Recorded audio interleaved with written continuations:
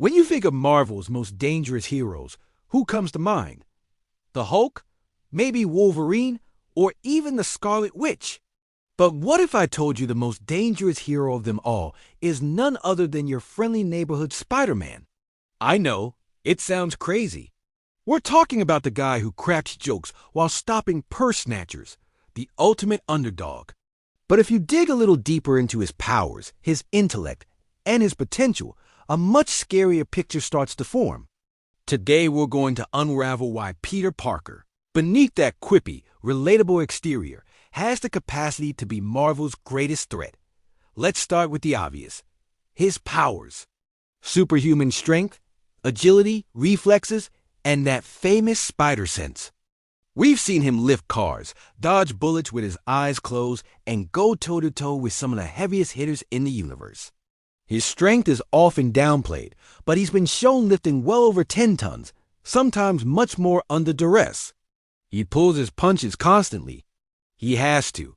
If he ever truly lost control and unleashed his full strength on a normal person, the result would be devastating.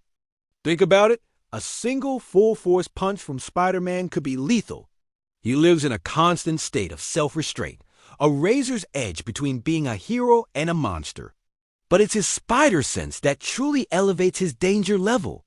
This isn't just a simple warning system.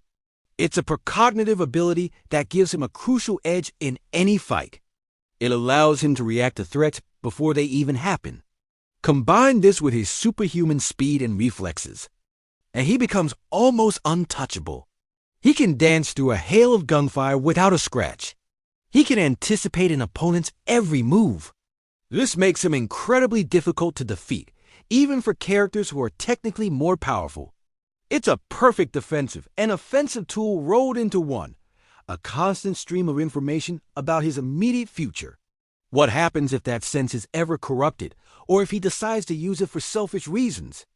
He will be an unstoppable assassin, an undetectable thief. There would be almost no way to catch him off guard. Now, let's move beyond his physical abilities and talk about his greatest weapon, his mind. Peter Parker is a certified genius. We often forget this because he's so relatable and often down on his luck. But this is the guy who invented his own web fluid and web shooters as a teenager in his bedroom. That's a feat of chemical and mechanical engineering that would stump most professional scientists. Throughout his career, he's developed countless gadgets, different types of webbing, spider tracers, and even advanced suits of armor. He's on par with geniuses like Tony Stark and Reed Richards, but he often lacks their resources. Imagine what he could create with unlimited funding and a full lab at his disposal. We got a glimpse of this with Parker Industries, where he was creating world-changing technology. If a mind like that were to turn to building weapons instead of helping people, the consequences would be catastrophic. He understands physics, chemistry, and engineering on a level that few can match. He could theoretically create a weapon that could level a city, and he'd know exactly how to do it. This combination of brains and brawn is what makes him so unique and so dangerous. The Hulk has the strength, but not the intellect. Tony Stark has the intellect, but relies on his suit for power. Peter Parker has both naturally. He's a one-man army who can outthink and outfight most of his opponents. We've seen this in storylines like Back in Black, where a furious, determined Spider-Man systematically dismantled Wilson Fisk's entire criminal empire, pushing himself to a dark, brutal place. He took on the Kingpin, a man with no powers, and utterly destroyed him in a physical confrontation, proving that when the jokes stop, Spider-Man is terrifying. But let's take it a step further. What truly makes him the most dangerous is his potential for corruption, specifically through the Venom symbiote. We've all seen what happens when the symbiote bonds with Peter. It amplifies everything: his strength, his aggression, his darkest impulses. The black suit represents Spider-Man with the safety off. It's Peter Parker without his conscience, without his sense of responsibility. This version of Spider-Man is ruthless, arrogant, and violent. He enjoys the power and gives in to his anger. The symbiote preys on his insecurities and feeds his ego, while other heroes might have a dark side.